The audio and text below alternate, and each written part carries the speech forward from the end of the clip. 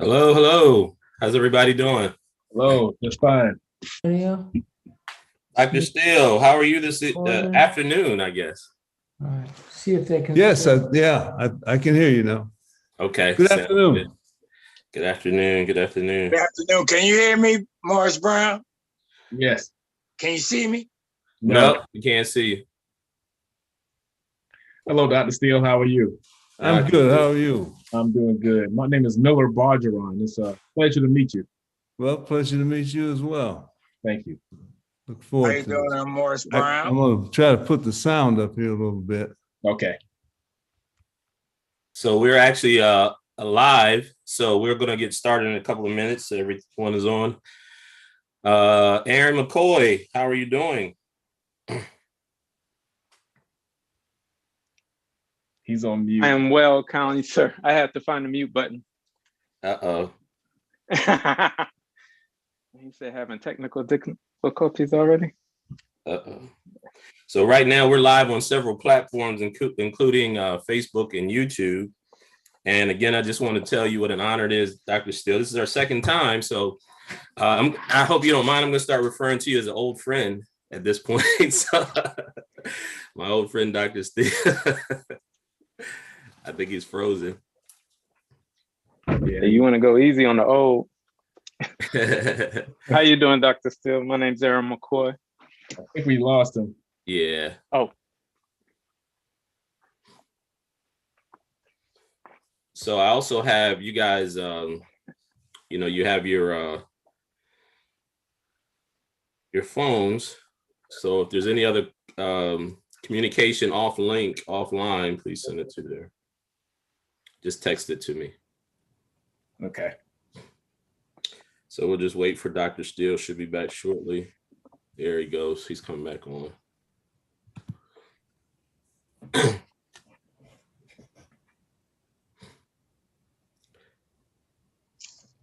Hello, Dr. Steele.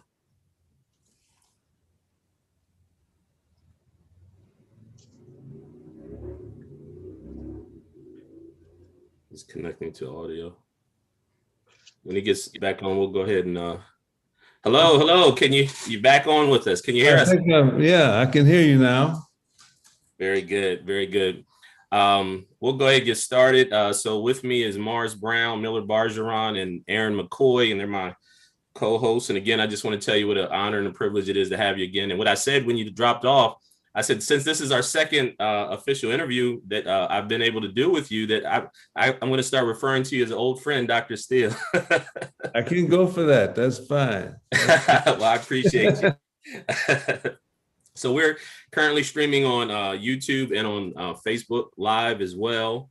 And I'll get started and introduce us. I want to get right into it because I think it's such a critical conversation that we're going to have here. And again, I think your voice and voices like yours need to be heard, especially in the generations that haven't been made aware of you. We have a lot of voices in our community, and not many of them, I think, really speak to the issues and speak to the heart of the matter that we really have to, that conservative voice is so important in this time, in this season. With several high-profile deaths of unarmed African-American men over the last few years, and with this upcoming, I think we all should be mindful of this upcoming trial that's taking place in the George Floyd case. And with all the other things going on, it seems like no matter what race, the issue of race keeps popping itself up in every single facet of American life.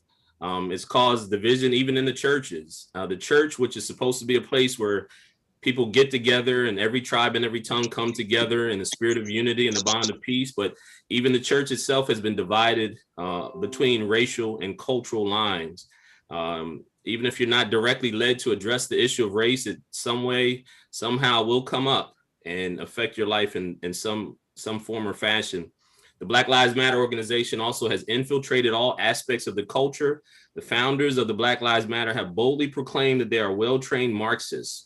They also have openly admitted that the Black, gay, and trans lives is at the front of their movement. To the untrained eye, these race-based movements may seem to be a simple reaction to the crisis. However, as we will discuss, they are not solely reactionary. The BLM movement is a repackaging and a rebranding, in my estimation, of an age-old ideology that's meant to deconstruct the Judeo-Christian Western culture.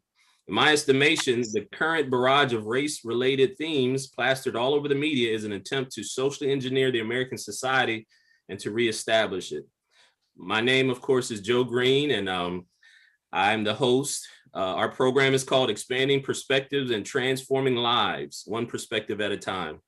And I have the honor of being joined on the program by my special guest, Dr. Shelby Steele.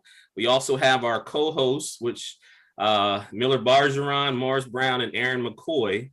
And Dr. Steele, again, it's a pleasure to have you, and we thank you for your time. We know your time is very valuable.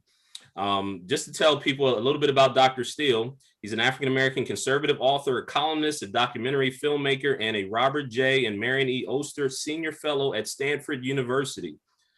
Stanford University's Hoover Institution. He specializes in the study of race relations, multiculturalism, and affirmative action. In 1990, he received the National Book Critics Circle Award for his book, The Content of Our Character. Before we hear from Dr. Steele, I want to define a couple of terms very quickly. The ideologies behind Black Lives Matter, which is known as critical race theory. Critical race theory is not as well known of a term, but yet it is permeating virtually every realm of the culture. To understand critical race theory, we need to go back a few years to the founding philosophies. And of course, we are familiar with Karl Marx and Friedrich Engels, who are the authors of the Communist Manifesto, but not as many people are familiar with the name George Wilhelm Friedrich Hegel. Hegel, who lived from 1770 to 1831, was a German philosopher and belongs to the period known as German idealism.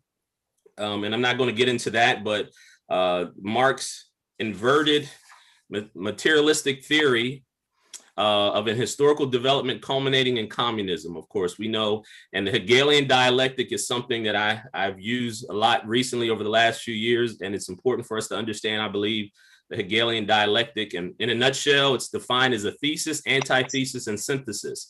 In layman's term, it's the problem, reaction, solution. Hegel believed that through conflict and anticipating the reaction of a crisis, the intellectual ruling class could steer society to the pre-planned solution. I'll give you a very generic example. If I wanted to sell liquid or drink or cold water, I can feed you some very hot and spicy food, knowing that your reaction would be you would want something cold to drink. And of course, I would be there with the drink on hand. Problem, reaction, solution. And it's interesting because I'm the one who created the crises, and I'm the one who's also providing the solution. And so we should always be very mindful of that particular strategy. Dr. Steele, I met you on Zoom a couple of months ago with the Frederick Douglass Foundation, where you were talking about your documentary, What Killed Michael Brown. And so I saw it a couple of times now. It's very impactful. I won't say I forced, but I have strongly urged some of my colleagues to watch the documentary because I think it's so important and so critical. So my question is, tell us a little bit about the documentary and what motivated you to make the documentary, What Killed Michael Brown? Well, thank you for having me, by the way. I'm happy to be here. I think what got my son and I, we both made it together. He was the sort of filmmaker, director. I was the writer. What interested us was the fact that there were so many incidents like the Michael Brown incident, where a young Black male usually is shot and killed by a police officer of some kind or other, or some other person who has a sort of police role to play in the community. And invariably, there's a huge explosion that goes far beyond the shooting of any one person. In Michael Brown's case, it went around the world. There were demonstrations in Paris, France, and in Eastern Europe in support of Michael Brown and what we came later to call the poetic truth, that is the explanation of this, was that Michael, his death was the result of racism, and it proved that systemic racism was here to stay, was a part of American life, and that An 18-year-old boy recently graduated from high school, walking down the street, could be shot and killed by a white policeman. What fascinated us is that absolutely none of this was true. Michael Brown pretty much precipitated his own death. He disregarded the policeman. He attacked the policeman in his car. He punched him in the face. He then wrestled with him for the gun. He ran away. He started then to charge back at the policeman. Finally, the Owen Will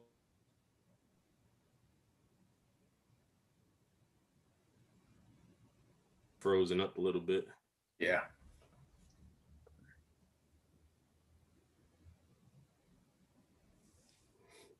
Dr. Steele, you're freezing up.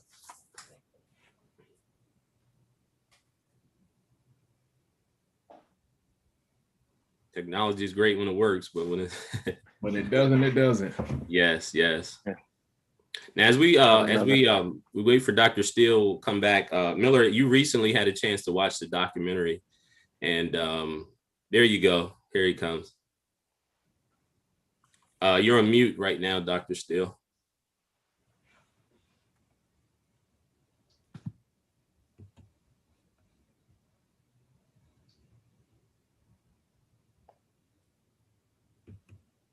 We're waiting for him to come back. Miller, give us some of your what was some of your thoughts about the documentary? It was very eye-opening in the sense of the optics that were presented. I actually had a chance to watch another documentary. I can't think of the name of it, but it was about Michael Brown, but it told a totally different perspective. It was, and one was based on a few people's assumed visual of what happened. And when you look at Dr. Steele's video, when you see the actual testimony that came across the court, it was a vast difference in what was seen. And what was actually happening. Yeah. Yeah. Dr. Steele, I think he's with us. Can you hear us? Yes, I can now. You're back. Can you hear me? Yep. Yeah. You had frozen up for. Okay. So go ahead. You were saying that he basically precipitated, based on the evidence, his own death. Yes, and this is the result of after a Justice Department investigation and another separate investigation by the FBI.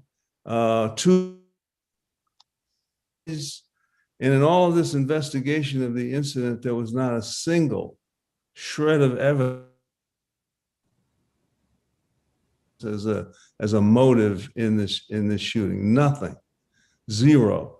There was considerable witness evidence and otherwise that Michael himself was the aggressor, and that his death was a result of that. Well, even to this day, people believe that Michael Brown was shot by a racist cop. And in our popular culture, that's the, as I call it, the poetic truth, the truth you invent around the real truth. That's the truth that still pretty much prevails across American life, is that Black men particularly are simply, George Floyd, certainly probably the biggest example, but there were so many cases like this. And so it became clear to us that part of the struggle here when something like this happens is that these events become huge reservoirs of power. Black Lives Matter is a great example. They were formed around, in Ferguson, Missouri, around the Michael Brown shooting. People came in, money was.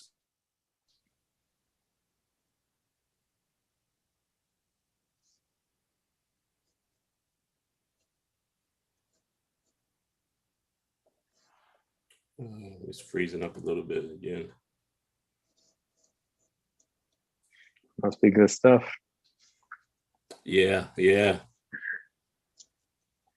So his point was, as he was making, and based on our other interview that we did with him, is that a lot of people are benefiting from this narrative, you know, and you guys know, you guys have been around me long enough. You know, I love my Black community and want to fight and dedicate my life in trying to help those and those generations behind us. And so my motivation is, and as I believe most of you guys' motivation is, that we got to be careful, because a lot of people have traditionally and still do kind of profit or benefit off of Black pain, you know, and what happens is it puts us in a perpetual state of stress and anger and bitterness and rage.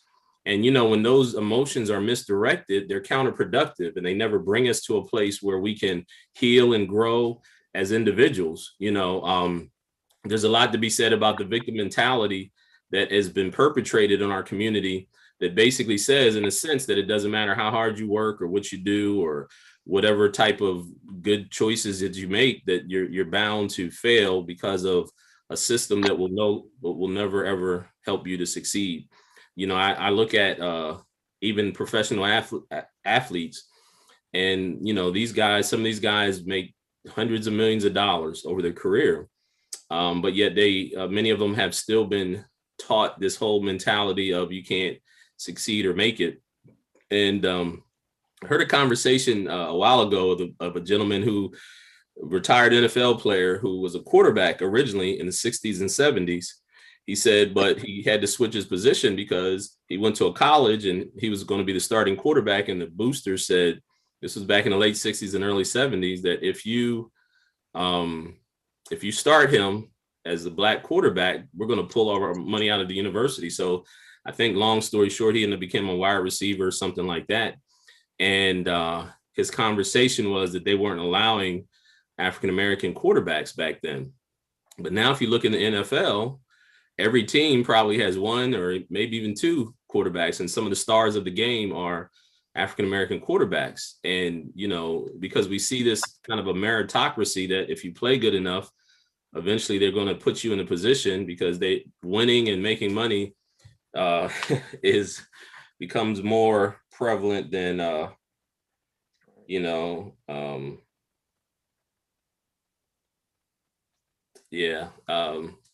here he comes again.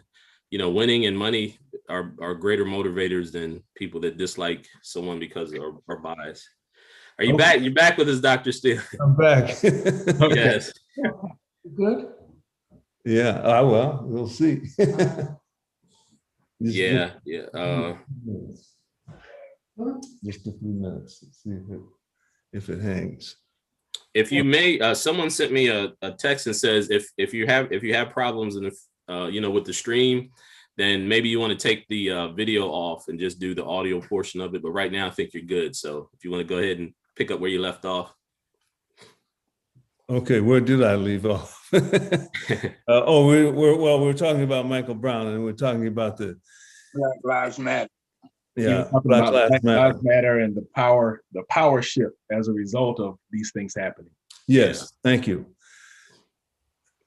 My sense, I've written about this many times, is that the greatest source of power Black America has had since the Civil Rights era, since the 60s, Voting Rights Act, the Civil Rights Bill, and so forth. The greatest power we've had has been in our legendary suffering, our history of enduring oppression. And we live in a people who suffered like that for 4 centuries, now find themselves living in, again, the wealthiest and in many ways freest society in the world. That society does not feel, but in a sense behaves guiltily toward us. And so when and that in order to acknowledge America's sinfulness over its past, America has had to absorb a view of itself as marred in many ways. And the main event of the 60s was that white America lost considerable moral authority, lost the moral legitimacy and credibility to enforce its laws. That insecurity in white America is Black power. We can play on that insecurity. We did. We began to immediately in the 60s. Lyndon Johnson came up with the war on poverty, the Great Society, school busing, affirmative action, public housing, expanded welfare payments, so forth, to, in a sense, claiming to do those things to help Blacks, but actually doing those things, I believe, to restore some of the lost moral authority that America lost by confessing to its sins. I think very honorably, courageously confessing. No other society in the world has done that. America did it. And I think much of our race relations today, the forces that work in it, come out of that confession. And I think the tragedy for Black America is that we've taken this power that we gain from the weak moral authority of white America as our central power. And so we're always protesting. We keep thinking protest it got us to civil rights, but it'll get us whatever we need. Well, the tragedy here is that it cut us off from understanding that the freedom we gained in the 60s, only we can develop out of that. Only we can turn that to our benefit and restore ourselves.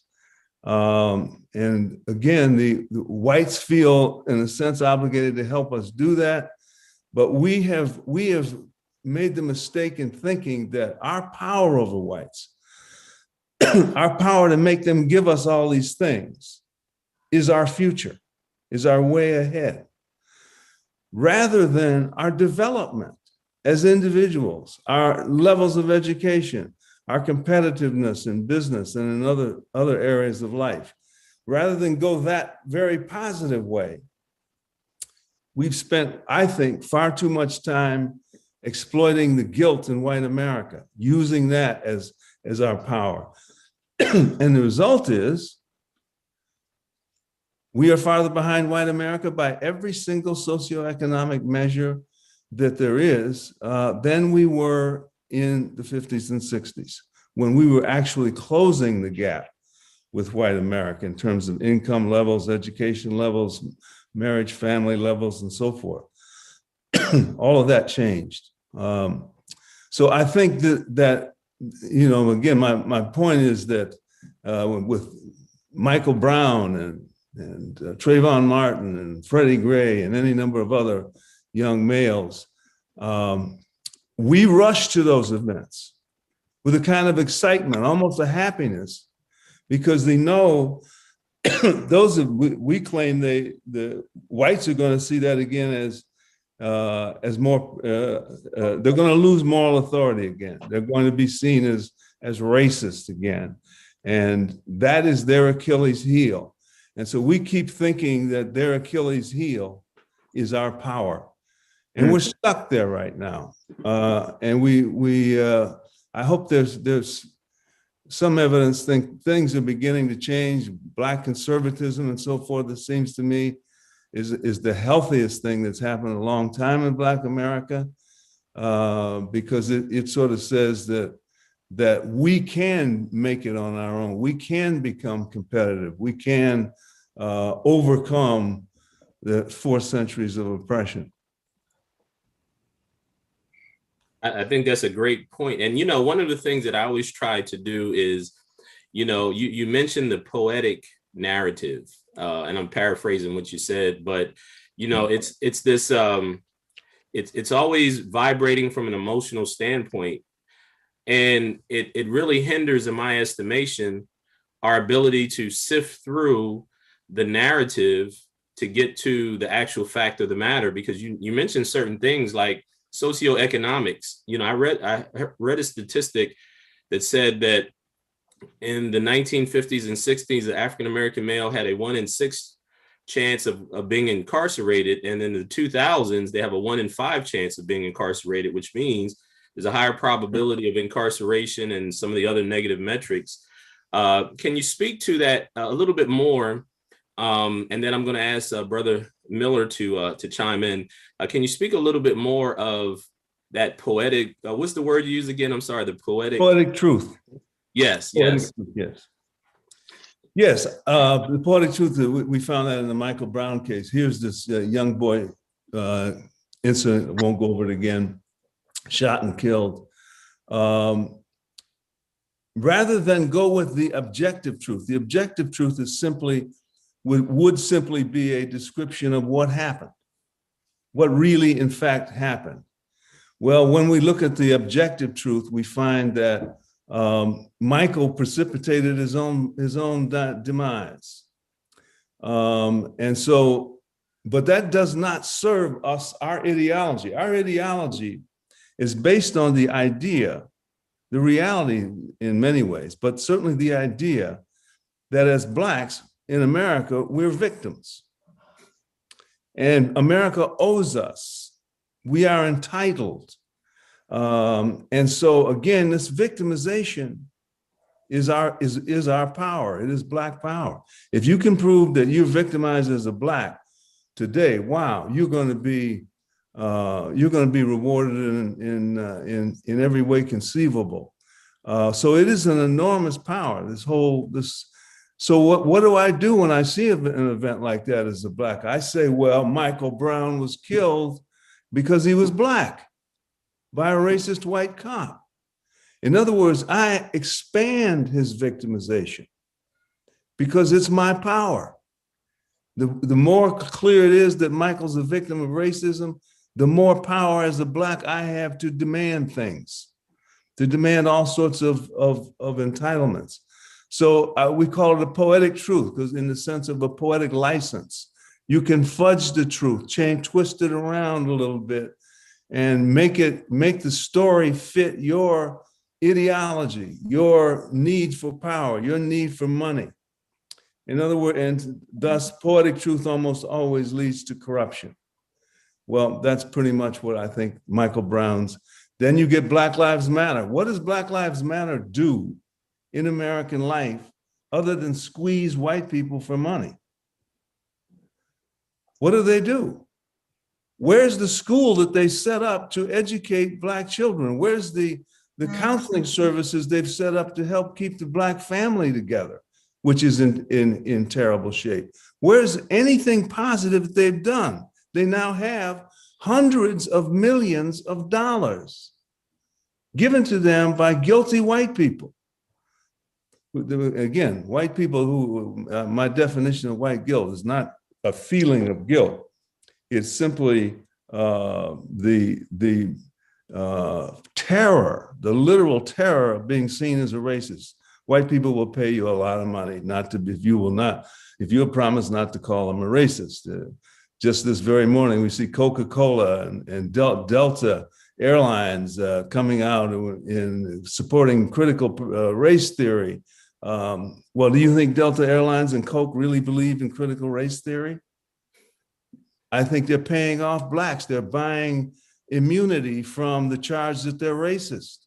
They're being shaken down. And what has come from most of these events, these tragedies, is that all we ever do is shake down whites. And we think that's the way for us to move ahead as a group. Well, it never is. And so we just keep falling farther and farther and farther behind, lower and lower education levels, less and less competitive in the American marketplace, which is a competitive marketplace, because we're hiding behind. Well, let me let somebody else. I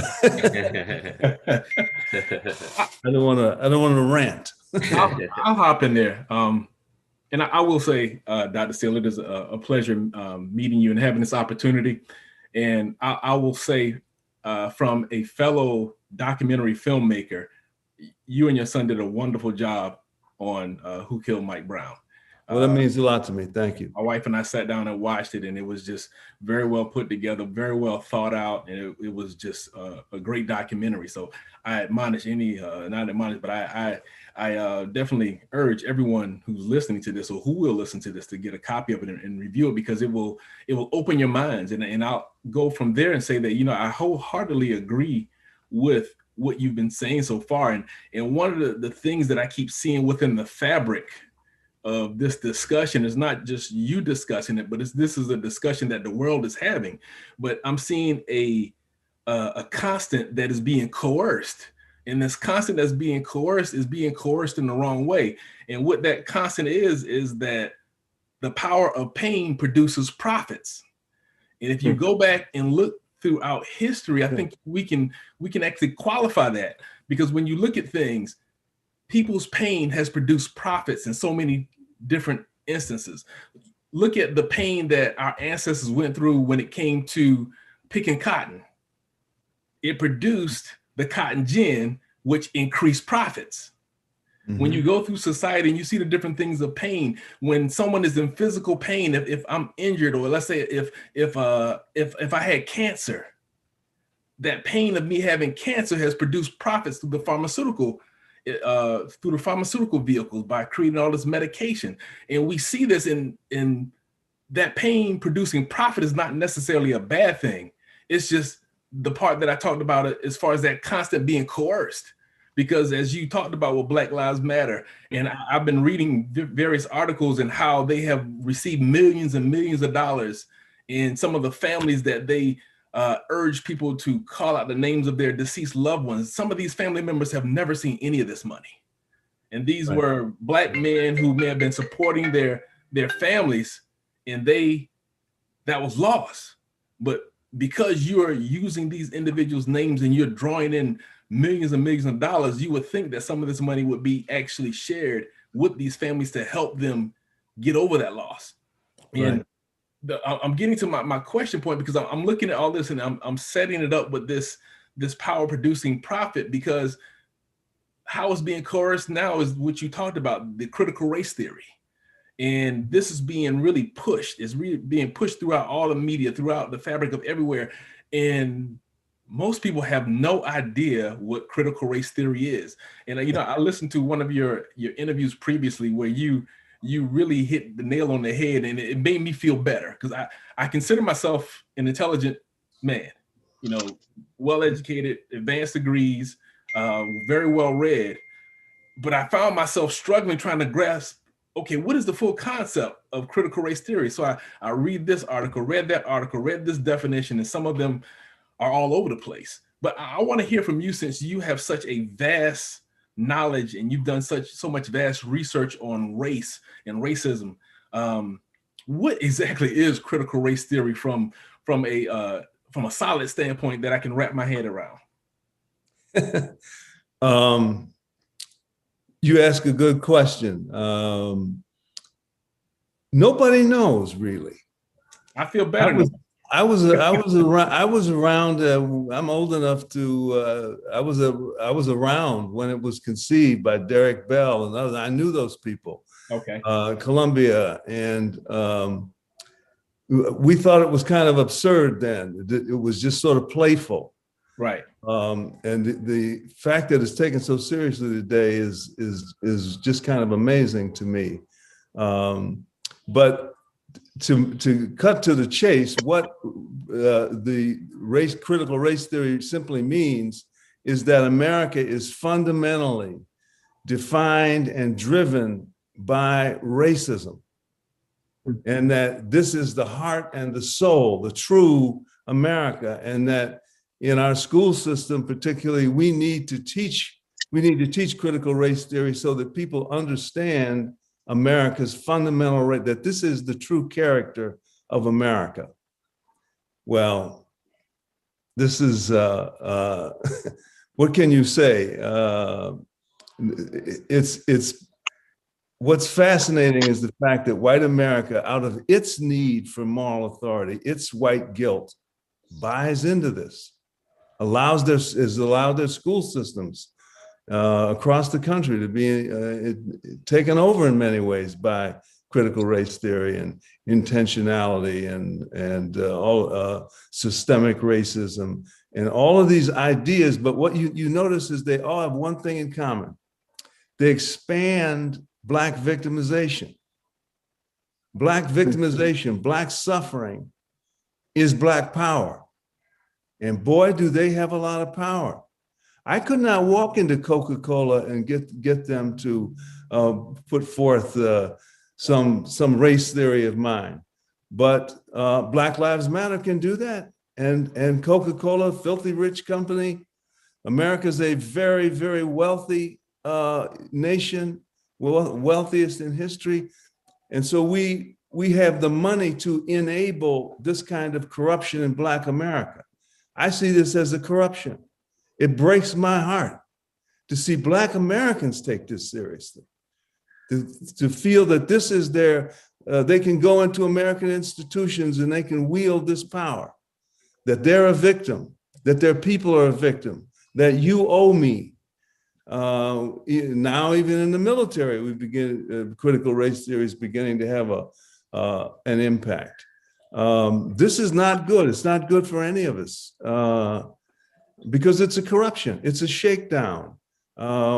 History put us in a position to shake whites down for this, and so that's what we're calling that racial protest. Well, I remember the civil rights movement very well. We did not shake people down. There was a moral appeal made to white America. Listen, you know racism is wrong. You know it in your heart and soul. The founding documents of this country only reiterate that. We're asking you, Martin Luther King said, to stand up to your own better self. And I'll be darned if America didn't do that. And suddenly it was against the law to discriminate against Black people. I took, right away, I was in graduate school at the time, took a landlord to court who wouldn't rent me an apartment because he said because he didn't want what he called boots in his building. I won the case, got a nice settlement. That's a country that is contrite over what it did and is determined to change. And white America has changed. We have to acknowledge that. They've really morally evolved in ways that I've not seen anywhere else in the world ever. So the result is that Black Americans, we are now the freest people in the world. We can do anything we want to do. We're willing to work for it. We are stunned, shocked is the word I use, by the amount of freedom we have. It's the biggest issue, the biggest challenge Black America faces today is not racism, is freedom. This is where we don't have experience. This is where we haven't evolved the values that have to be in place in order to thrive in freedom. Discipline, individual responsibility, all those sort of classic traditional values, and it made America great, and people come here from all over the world. We keep thinking we can shake down white people. We can use white guilt, and that'll get us somewhere. Hasn't gotten us anywhere. You know, I'll even follow this up with follow that up with this question. And, you know, aside the political issues and looking at the passing of laws and things of this nature, these things have been tried. And I think another constant that we have failed to deal with as a human race is this issue that all of us have of the heart. You know, the Bible tells you guard the heart because out of it flows all of the issues of life. And I have just stepped back many years ago, and I just really saw the issues of individuals' heart. And that is what I believe we see so much. It's not so much that, okay, yeah, racism does exist. There are racist people. Do I believe that it's systemic? No, I do not believe that it's systemic. I believe what we see playing out is the matters of people's heart, the issues of people's heart. They take the things that they have learned from the past. They take the hurts that they've received from the past. Whether it was a white person who grew up hearing bad stories about African Americans, and they heard things that that made them feel a certain way, or vice versa. We were, as African Americans, we heard the horrible stories that the slave masters did and that white people did during Jim Crow era. And we look at these issues of the heart because we, I think, as a human race have become compromised emotionally. And I think we as African Americans exude more of that emotionalism because we were the victims in slavery for so long. But as you said, we are in a place that we have been given power, but it goes back to that constant, the previous constant. I said, what are we doing with it? How are we massaging that? Are we using it to the best of our abilities? And so me looking at it from a heart issue, I can't help but go back and think as well. And my thought process is that if white guilt came about because of them accepting what they did and apologizing, but falling deeper into it and trying to find a way to take that guilt off of themselves, I look at it from a place that I refer to as identification repentance, where you identify with the organization or family group and you're able to repent years later on behalf of someone who was a part of that organization before. So let's say in the case of Brown University, when the president, I think it was a black African-American president, Brown University, she apologized for Brown's involvement in slavery. So that's the ideal of identification repentance. She wasn't there, and actually her ancestors were a part of the victimized group, but because she sat currently in that power of that seat to identify with the oppressor, she apologized. So with that the white Americans who acknowledge where we are and what has happened, many of them were not there in slavery. Actually all of them were not there during slavery. We weren't there during slavery. But if they have apologized, the thought that I have is that, have we not done our job in accepting forgiveness or granting forgiveness? It becomes that heart issue again, because if you have one party that extends that apology and the other party comes back and forgive, then it should be a thing where we come together, we reconcile, we talk through the differences, we work through the differences, and then we grow together. Because at the end of the day, we're one race. So from that standpoint, I want to hear what your thoughts are regarding the African Americans possibly not having fulfilled the role of forgiveness. Because forgiveness, it not only releases the individual who committed the crime, but it also releases the individual giving forgiveness, because it allows you to release that feeling. It allows you to release that emotional bondage that you've been trapped in because of that. So within your experience, what do you think about that? I think that's a great insight.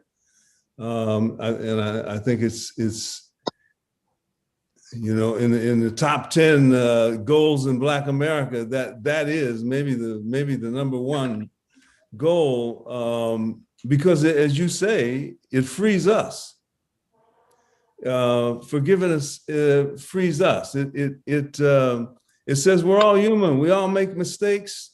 As long as you fully and completely acknowledge that you did, and as long as you learn from that, as long as there's a coming a wisdom that about how it is that people fall into patterns where they're supporting oppression, and they're supporting it without too much inner tension. How does that happen? You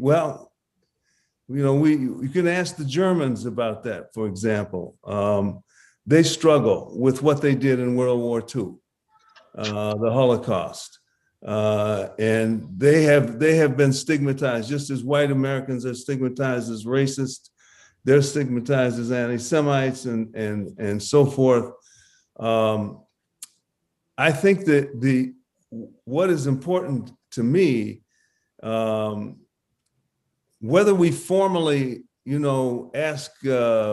offer forgiveness or not, the most important thing it seems to me in Black America is for us to use the two words "move on." In other words, I don't want to get stuck in overly concerned whether I'm forgiving white America or not. I certainly, one of the things that keeps me going is I respect the moral advancement that white Americans have made in my lifetime, in the last 60 years or so. They've made more moral progress than I think any group of human beings anywhere in human history. They know they were wrong. When I was growing up, they didn't know they were wrong. They thought racism was just fine, that it was God's will. They don't think that anymore. They should get more credit for that. And we should be big enough to give them credit for that, rather than shaking them down over history, over something they have no control over whatsoever. But I think you raise a very good point. Forgiveness is, some people are better at that than others. But in any case, I think we all agree that Black America needs to move on without or outside any reference to white America. We're just all Americans. We have to me, the greatest identity that binds us together is citizenship. I'm a citizen. As a citizen, I share the same rights, privileges, responsibilities as whites do, and so forth. And that's where it seems to me we have a chance to come together and get over this hump. Again, is the idea of being the citizens of a democracy, a great one. What white people in the United States did is one of the most miraculous instances of moral overcoming in all of human history. And they deserve some credit for that, considerable credit for that. I think, Dr. Steele, if I could interject, I think those are great points, especially the forgiveness piece of it. Even from a biblical standpoint, we hold ourselves hostage with unforgiveness, and we're easily manipulated.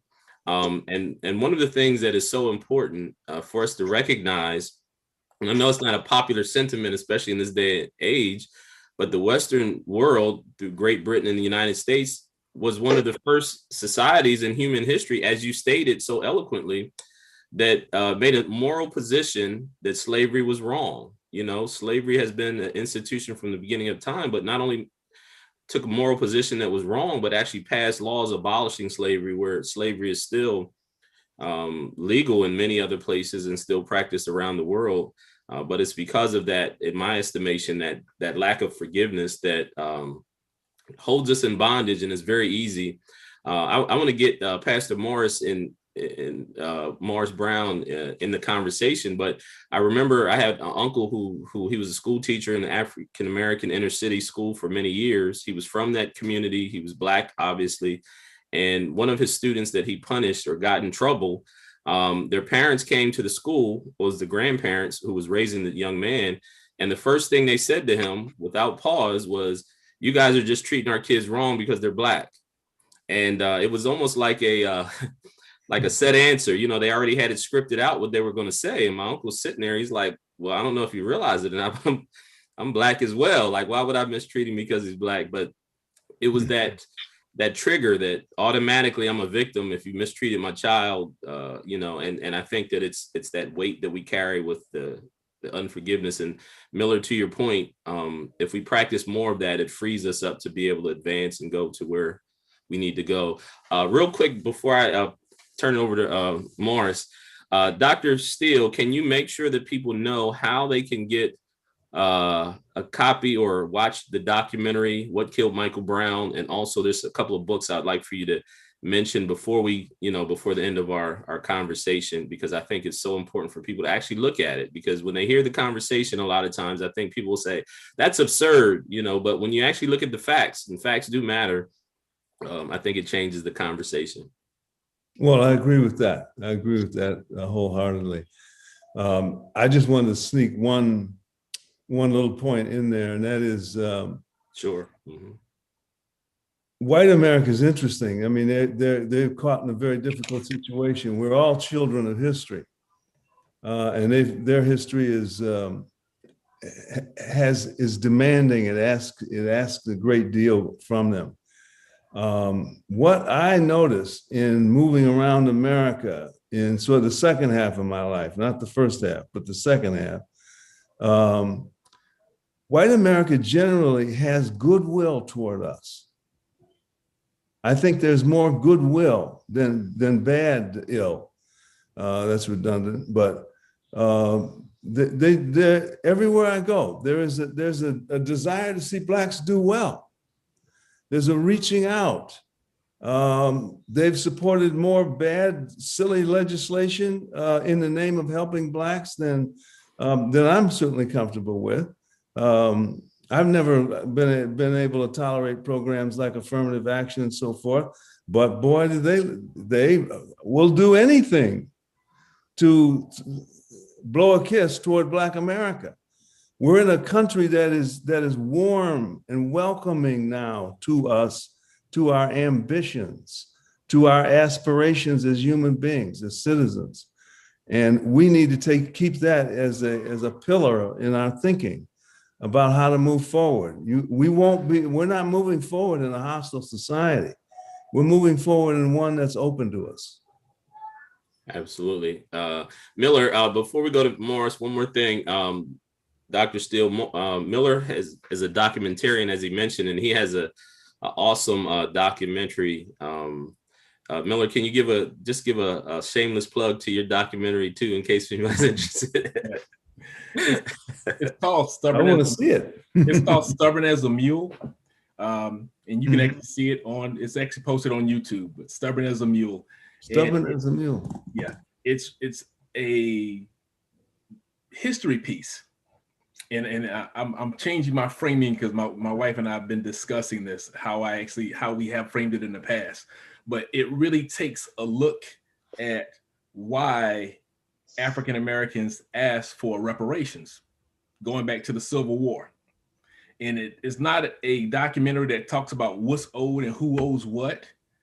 I wanted to take the approach that we need to educate people and understand that just as so many things have happened where people have changed the meanings of words, reparations became synonymous with give me money out of your pocket.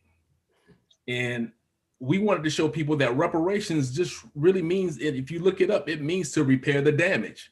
So we wanted to show the people the damage that was done. So we dealt with issues from the atrocities from slavery. We dealt with some of the economic impact. We dealt with some of the legal actions and maneuvers that were taken, but it was all about trying to establish these newly free slaves at a place to where they could grow and they could thrive. Not a handout, but let me assist you. Okay, you haven't had education. Let's make education available. You need land. It goes back to the whole stubborn, the 40 acres and the mule premise. You know, the land was there to help them build something. It was about building a people, not breaking them down, not making a people dependent on the government, but helping to build a people. And we took all of the, I won't say all, but we took the majority of the African-American history that's typically left out of US history when you go through school. We merged them. So we not only told the white mainstream history that everybody's familiar with, but we intermingled and we combined all of it so you can see a much better and a broader timeline. And with that timeline, it became something that opened people's eyes because they saw it was more to it. It was more than just asking for money, but it was asking for the proper way to help get a group of your citizens to where they weren't citizens at the time, but they were free, but they were a fabric of the community, helped build the nation.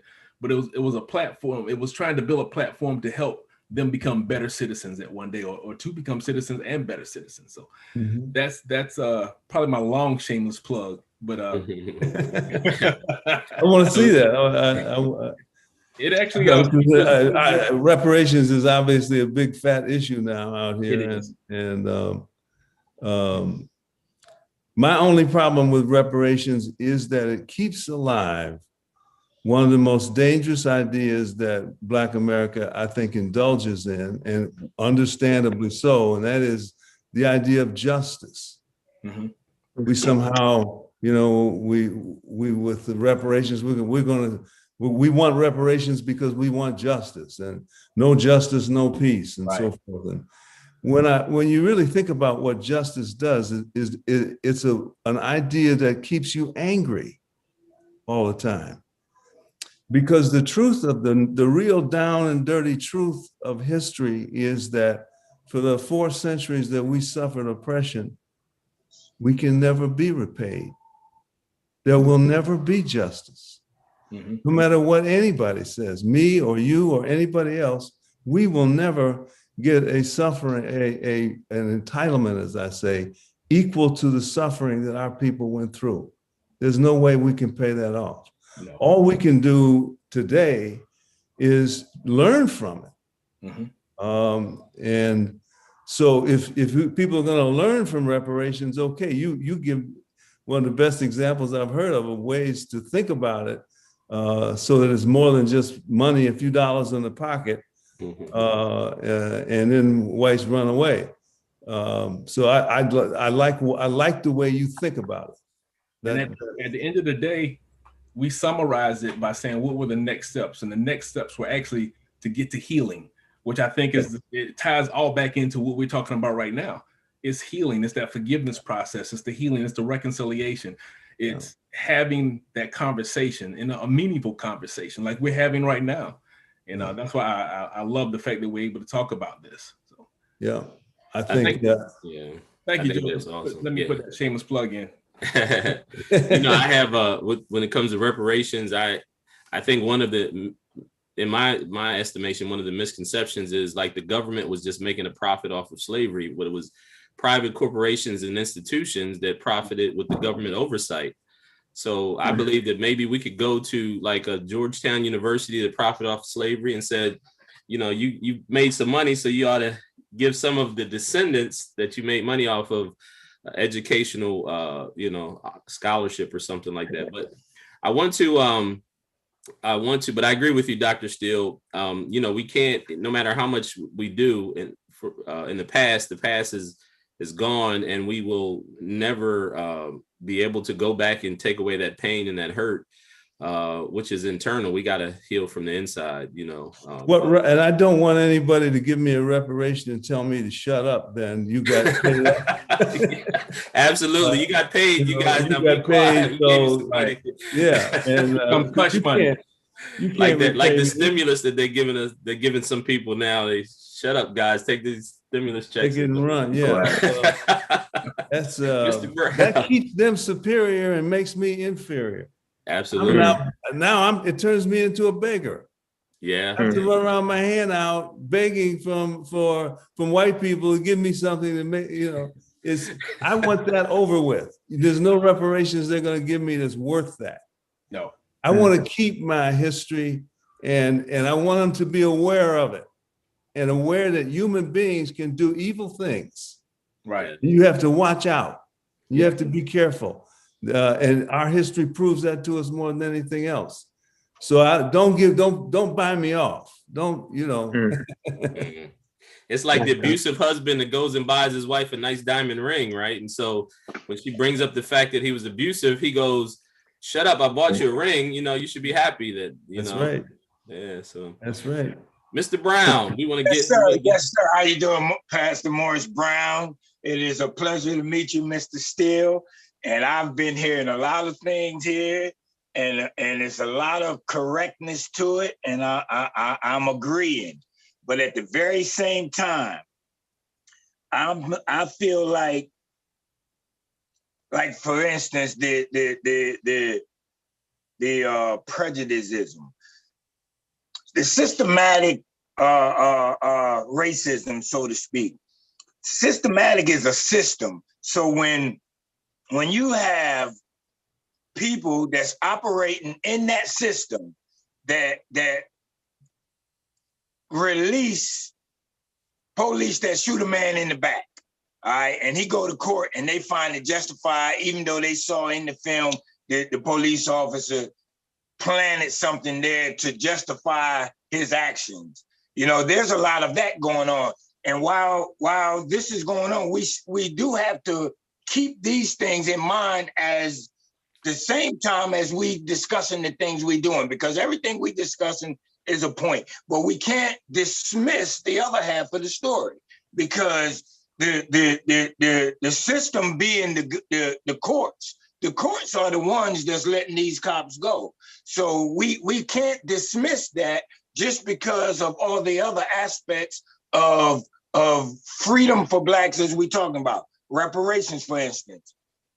Blacks want reparations because one reason is because all the other, America has made reparations to all the other nationality of people that they have did wrong to. Japanese, Germans, Chinese, they helped all of them out. But when it comes to us, the way they help us out, like you said, Dr. Steele, about the housing and the banking and the social economic. But the housing, they grouped us in projects. And banking, you know, I remember one time I went to get a home equity loan to improve my home. I could not get the home equity loan for $20,000. And then I go to so I tried something. I called the same bank and I asked for $30,000 to buy a car. They was gonna give me $30,000 to buy a car, but not $20,000 to improve my home. And so what is that? I tried to get a personal service loan, and I asked specifically for a personal service loan, and they kept guiding me to all these other loans with high interest. So I broke it down to I want to use my money as a collateral to borrow your money. And, oh yeah, you're talking about a personal service loan. I say, yes, that's what I've been trying to tell you. So what is that? So at the very same time, while all the things we talking about are correct, the other side of the coin is what I'm talking about.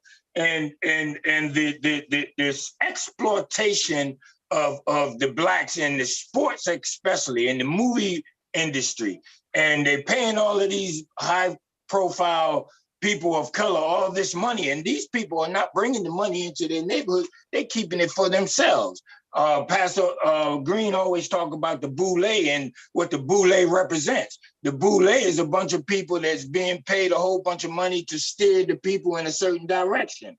And so all of these things exist. So my question would be, how do we get the people that are adversely affected by these things to understand where we are? Because that's where the problem lies. We're not getting enough people to understand. We got more people backing Black Lives Matter, and they are definitely exploiting a whole lot of people.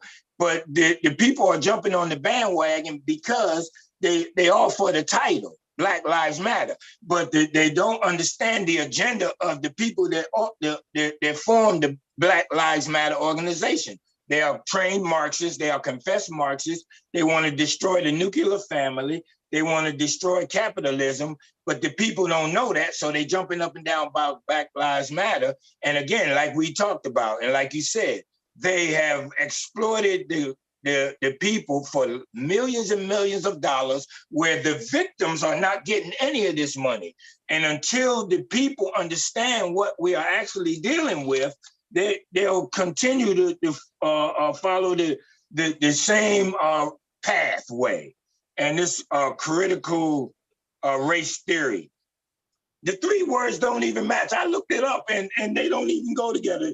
Critical, related to the principle of criticism pertaining to a crisis, a danger, or anything risky. And race, and any of the major biological divisions of mankind distinguished by color, texture of hair, color of skin or eyes, the structure of the body in proportion. So what does all of that have to do with what's really going on? Like you said, has nothing to do with race at all, except a theory that they are coming up with in an effort to guide the people. So my number one question will remain, how do we get the people to understand where we are, how we got here, and where we going if we do not change our look or our decisions or our mindset concerning the things we have?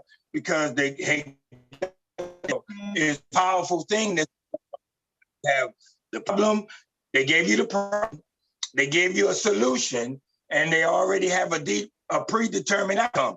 And if we don't do it, if we don't warn the people, if we don't get the people to understand where we really heading and get the focus off of the free stuff and the free money, which makes businesses close. So when the money stops, then we're gonna have a whole bunch of rich and poor people. So we got to get the people to understand where we headed if we do not come out of the ideology that we are owed something, that protesting will get us what we want. Because again, protesting only getting you half of what you want. It ain't getting you what you really need. Like Pastor Green wrote this thing about the reparations. If we can get, and I agree with that 100%, if we can get those that profited from slavery to help with Black business, low income, very low income loans for businesses, education, free education for the qualified students at these prestigious schools that benefited from slavery. You know, the prison system, for instance. I worked at a prison for 17 years, and on the side of the truck there's jailhouse industry. So with all the freedom we have, money is the root of all evil, and they are propagating money and doing all the things they are doing for the sake of money. And again, the question would be, how do we get the people to understand that where they're heading is not where they want to go, so that before they get there, they'll know something? That's my question. Well, that may be over my head. That's a lot to unpack, huh, Dr. Yeah, that's a tough question. We just to quickly summarize, give an answer. The world's not a perfect place. It's not remotely perfect. There will always be corruption. There will always be deceit. People will play games and so forth. What has bothered me personally, I speak for myself, is just as a Black person, I cannot abide the federal government or white America throwing me nickels and dimes and feeling as though that's somehow that's somehow the way ahead for me. I want to break up that symbiotic bond between Black and white America. I want to be, Frederick Douglass said it better than it will ever be said. They asked him after slavery was over, what should we do? They asked, what should we do with all these Blacks who were just slaves, now they're free? His answer was, leave us alone. Mm-hmm. When you are alone, when you accept that, and I know, we may think we're going to get something from the government or something. We will never. That's why I say we will never get an entitlement anywhere near commensurate with the suffering our people went through. That's not going to happen. Forget about it. It's over with. We will never get what we deserve. We will only get what we earn. Mm-hmm. We have to focus on earning and focus on doing. And, don't spend a lot of time worrying about white America. They can worry about themselves. And again, relate as citizens.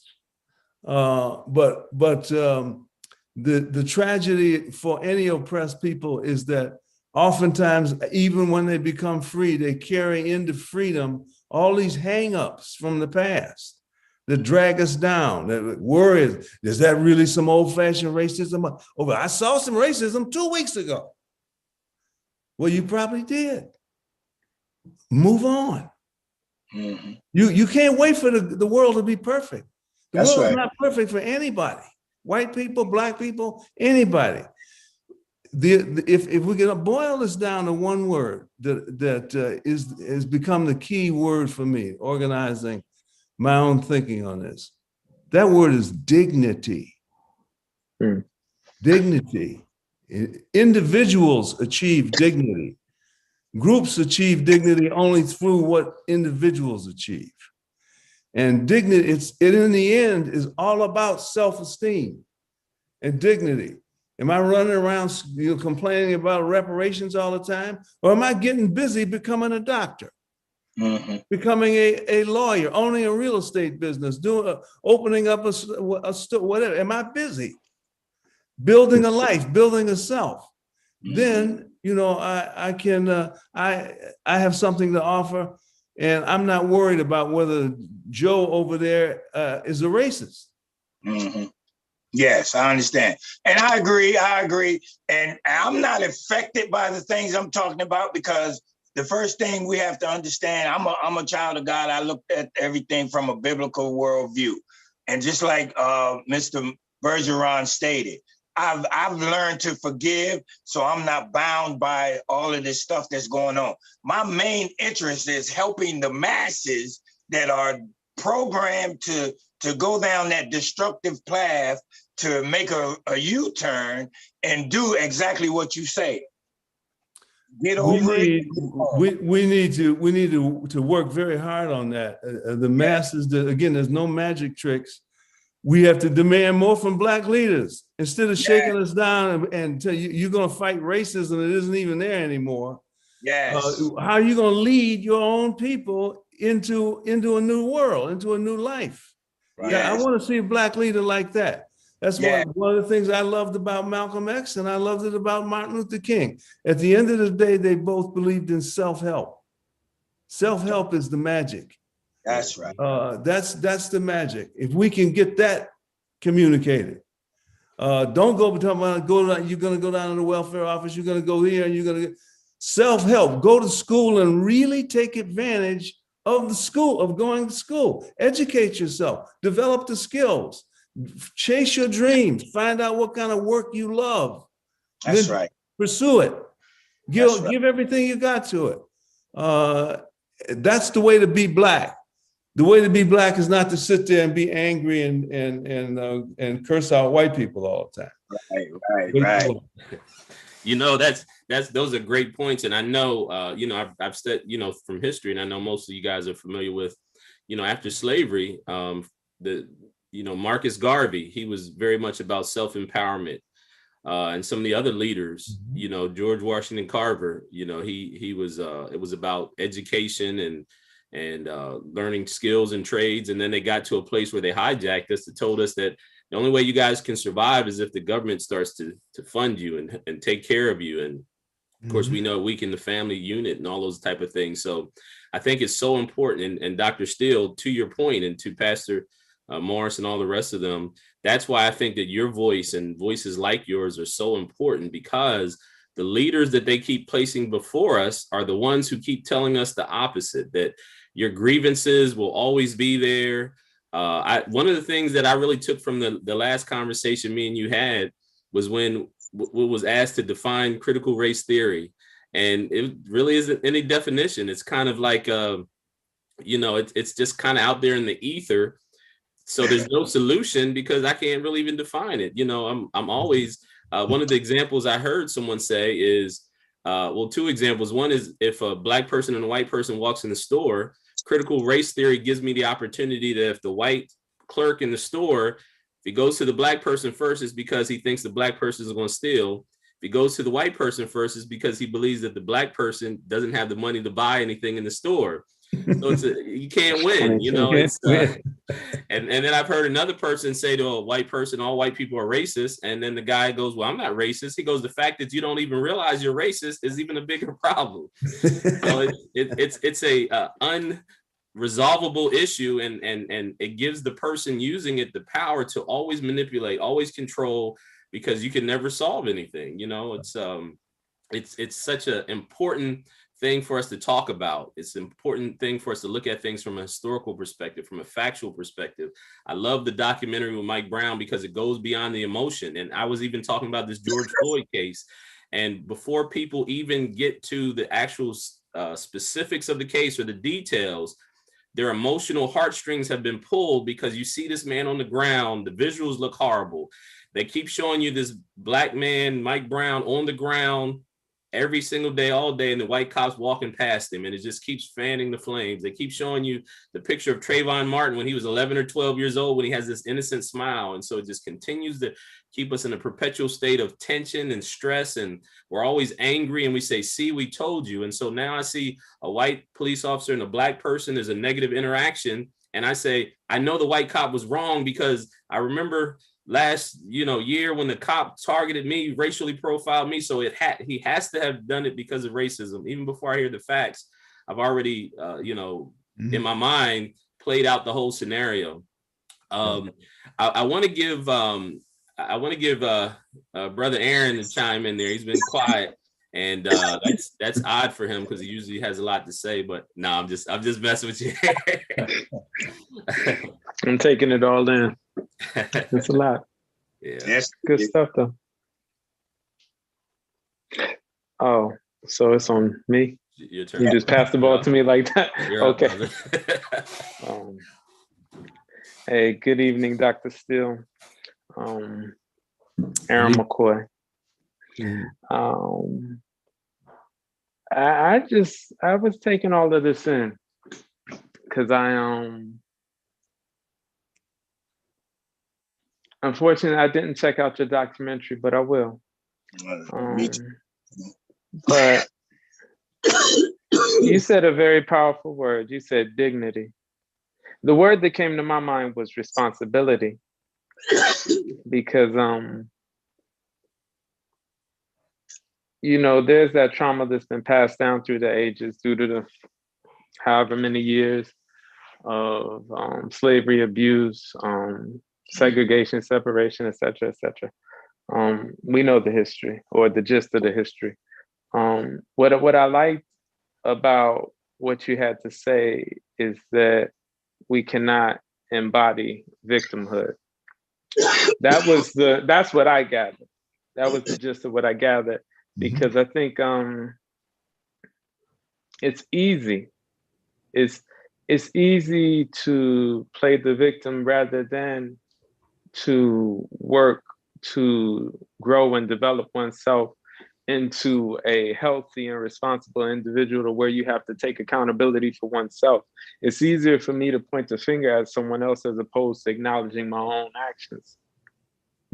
And so when you talked about the what was it? Not white guilt, but or white people trying to find their moral authority, and them basically passing laws, and or in some instances writing checks to hush us up, as opposed to a real type of reconciliation as to what we're speaking about on this line. What I believe is, through your books, the conversation is getting pushed, the needle's getting pushed, the line of scrimmage is getting pushed. I know the men on this line, we all work in multiple ways to bring about a better education, mentorship, as well as us and those around us, educating them to spiritually and mentally take responsibility and accountability for oneself. So I thought what you were touching on was very powerful. I myself, with regard to it, I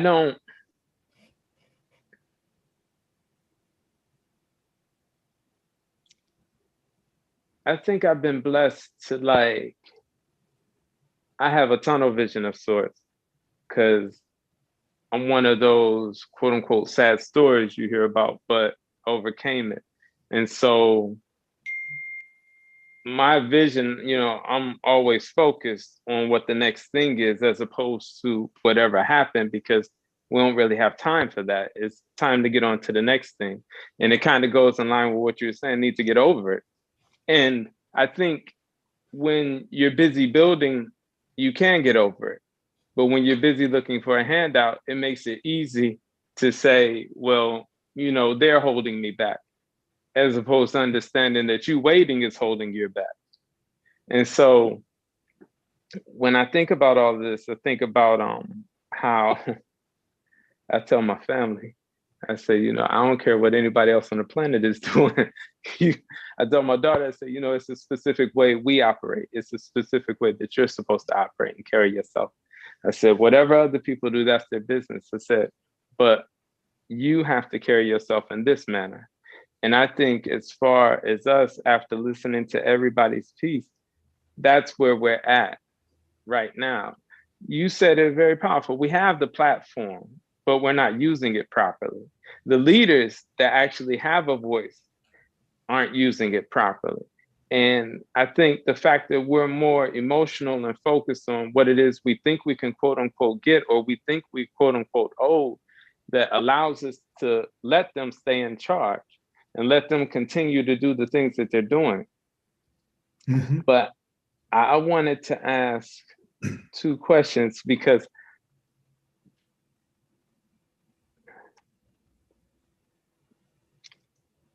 listening to everybody, but Pastor Brown lastly, I understand what he was saying. And I think the thing that hit me with regards to those type of situations, because I've had my share as well, but I think those are more so microaggressions as opposed to actual systemic racism. It's just a mini oppressor. It's someone who's living based off of the tendencies of racism, I guess you could say, as opposed to it being systemic. And so that being the case, those situations being the case, what do you say to those people who believe that racism is alive and well in America? If you want to believe that, you know, knock yourself out. Okay. Have a good time. And I want to live in America as a citizen. I'm a citizen of the United States of America before I'm Black. And it'll always be that way. I have obligations as a citizen to be independent, take care of myself, self-supporting, so forth. As a citizen, I can expect that same behavior from other citizens. As a Black, I'm just mired forever in a hopeless politics. Where I'm always, you know, would racism mean this? Is there racism around? There, you know, there's, when people ask me whether there's racism around, I always answer, is there stupidity around? There's a lot more stupidity around than there is racism. I'm more afraid of stupidity. People doing stupid things from the government on down. And so we have to try to make ourselves wise as well to make a contribution as a citizen to the country. But I find great consolation. One of the promises of democracy is that I can live as a citizen of a great nation. And I got that. What a blessing. I'm so blessed, so lucky. Look at the border of the United States right now, today, and look at the thousands and thousands of people, babies on up, trying to get in here where I'm at. And would just do anything to be in my position. What a blessing. The ugly problem that we as Blacks have, well, one of the ugly problems any oppressed group has this, is that you become, during the oppression, dependent on the oppressor. You keep thinking that the sun rises and sets on white people. It doesn't. They're just like us. They're just the same as us. They practice some values fairly well most of the time. They're a long way from perfect. We're not perfect, but we want to be competitive in this society.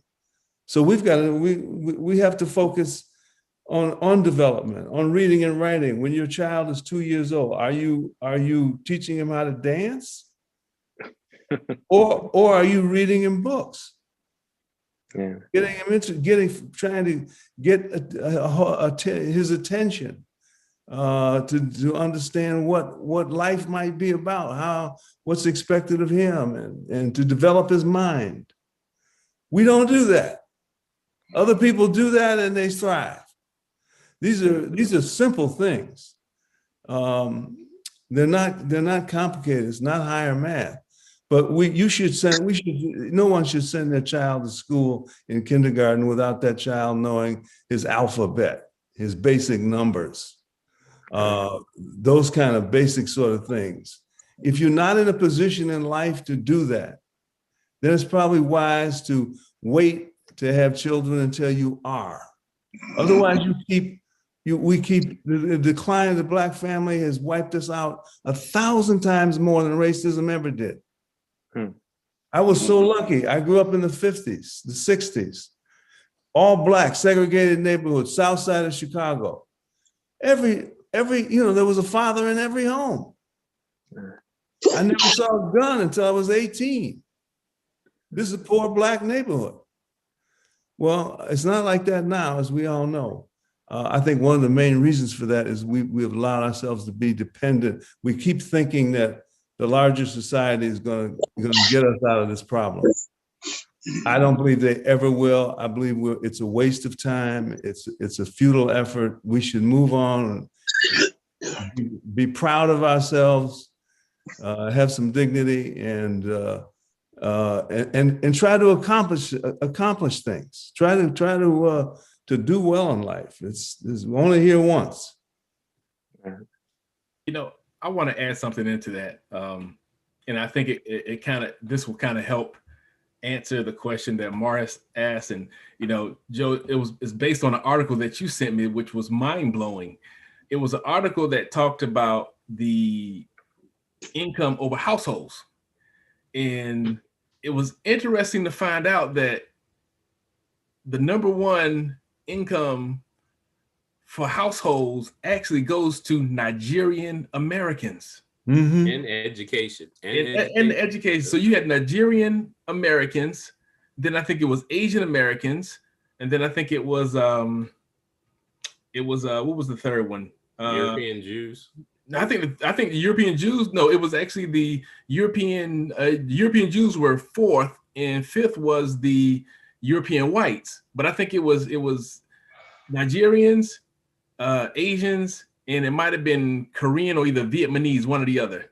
But I thought it was very interesting to see that in spite of people talking about how hard it is for us to get ahead and how easy it is for immigrants to come over here and succeed, but the immigrants that are on top, and when I say exceed, they are far exceeding academically as far as degrees as well as household income. But what was so interesting is that we always say that other immigrants come over of other races and they succeed. But these Nigerians who look like us have come over and taken over at the top. And, as a filmmaker, I spent some time in Nigeria. We won an award over in Nigeria for our film. And so I actually met a lot of Nigerians and other people from the African diaspora, the whole continent, and we stay in touch. But it was just really good understanding their mindset. Nigerians have this mindset that they are superior to everyone. And I think it goes back to answer the question. We need to put out more statistics like these to show that people are succeeding that look like us. But we also need to put out the information that if you focus, if you get educated, and it's not necessarily going to become a doctor or a lawyer. Last time I checked, you can make a lot of money learning a trade because the trade can lead to a business. So we have to change our mindset to say, in spite of what it looks like, I need to position myself with education. And I need to understand that I don't consider anybody else superior to me. And I think if we can start getting us as a race to change, and I hate saying race because there's only one race, it's the human race, but as a people of color, if we can get us to change our mindset and start looking at things from the standpoint that there's nothing that's going to hold me down. I can apply and get everything.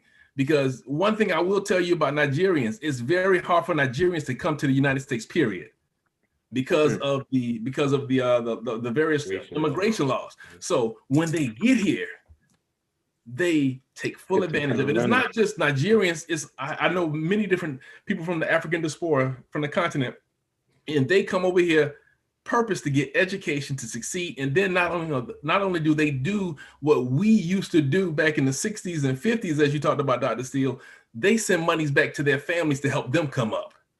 Yeah. So I think that's where we need to start. We have to shift this right here.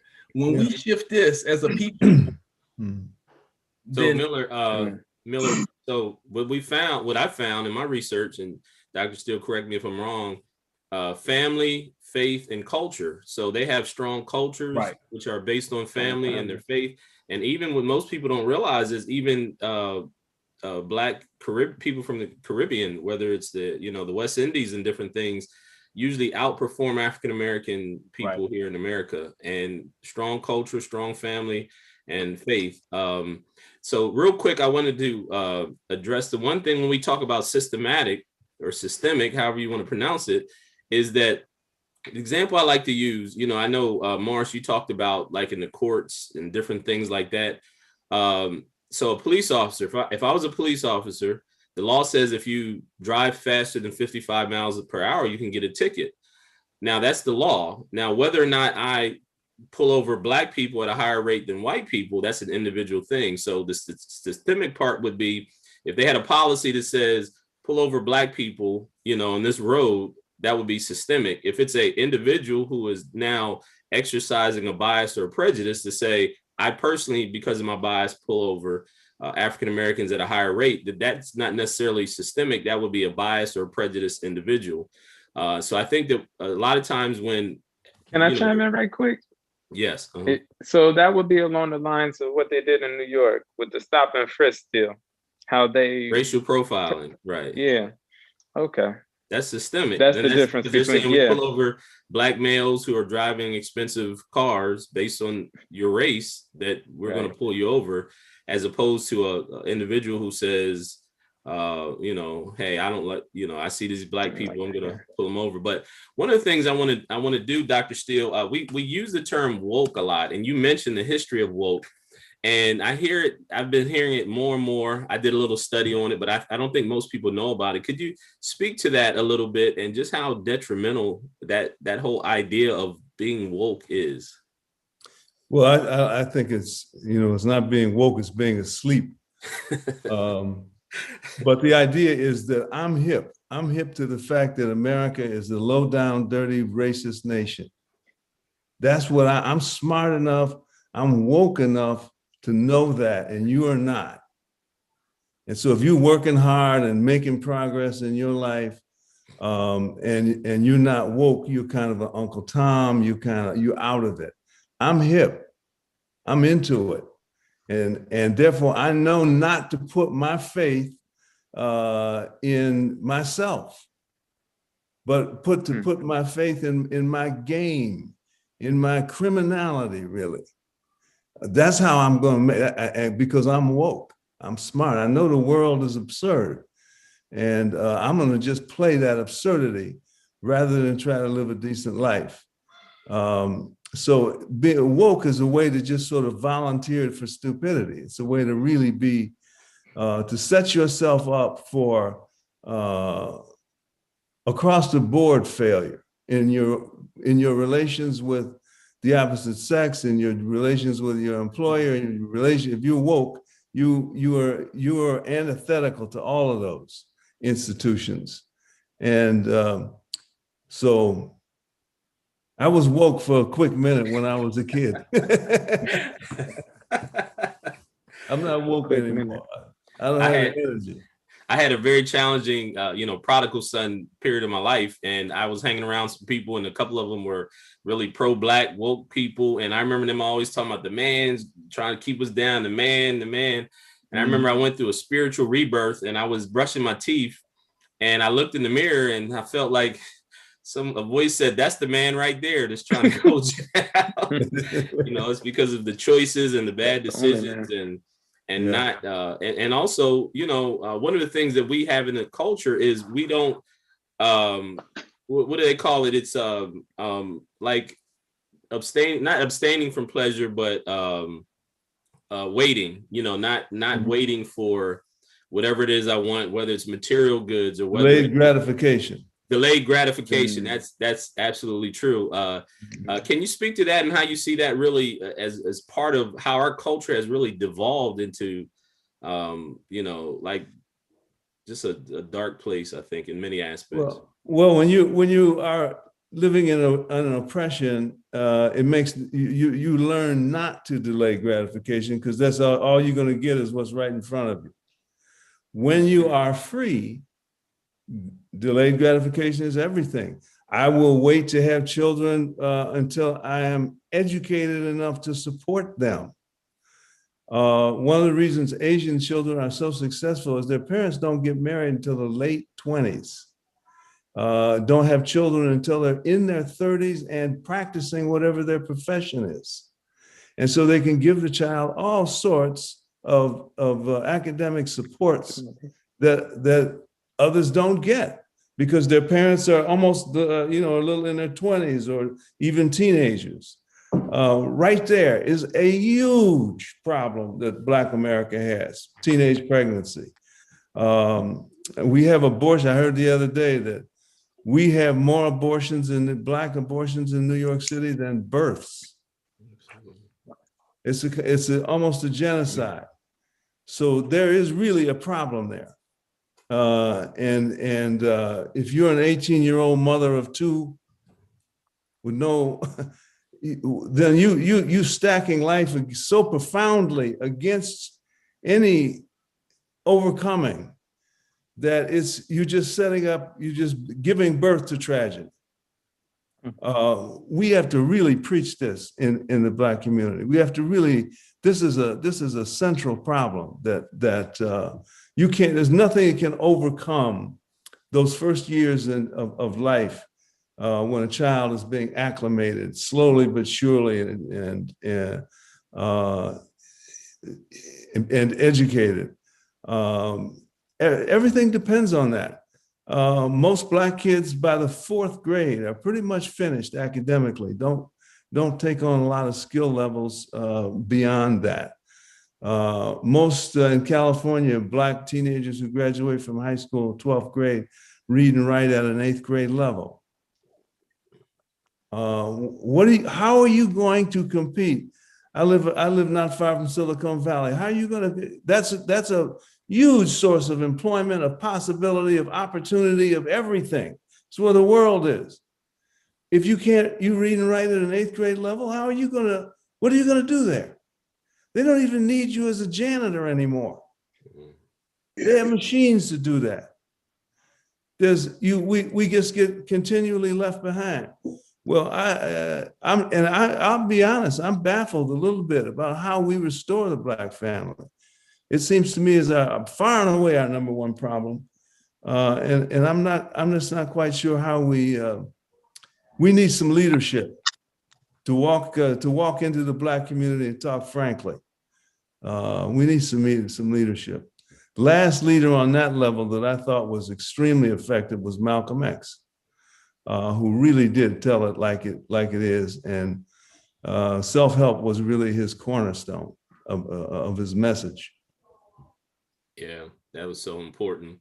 Now we know your time is very valuable, and of course we can.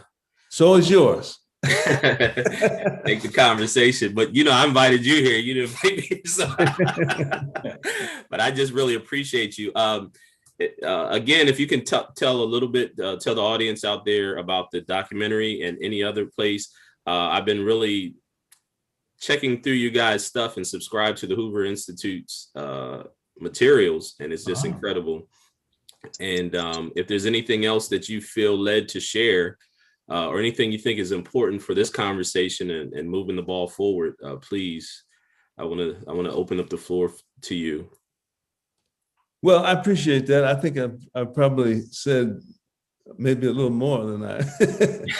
Hey, it was great conversation, man. We could do it all. I've been looking at some of the comments too, and people are saying this conversation is so needed, and some of the people that are watching the live stream are really getting a lot out of this conversation, and it is important. Well, that's good. That's really that's why I'm happy to do it. I'm very happy to do it, and some of the people that are watching the live stream are really. Well, I'm getting some feedback there, so. But let me just say in conclusion, I thank you for having me. It's to see people like you all and this group of people, that you are the future. It's really just that simple.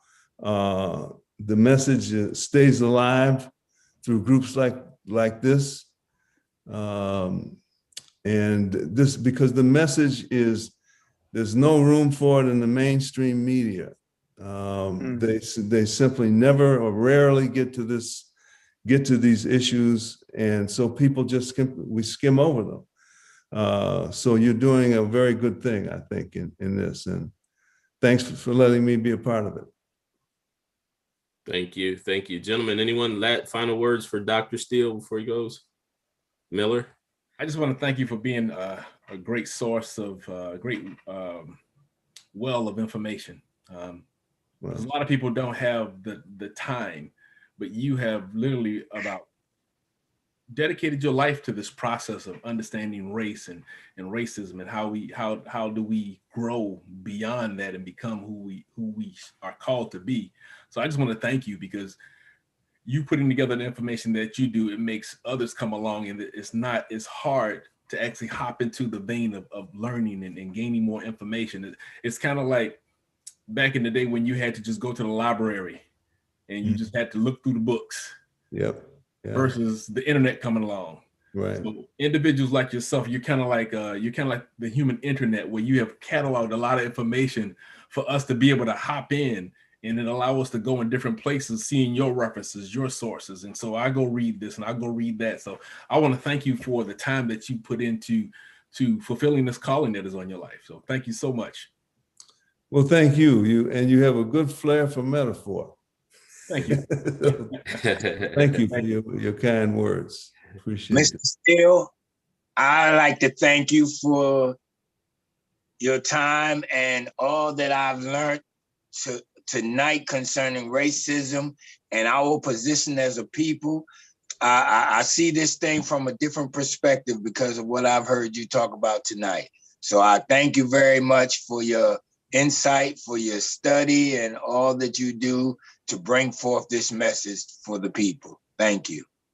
Well, thank you too. It means a great deal to me to hear you say that. Thank you. Dr. Steele, I just want to thank you for your time, courage, and frankness.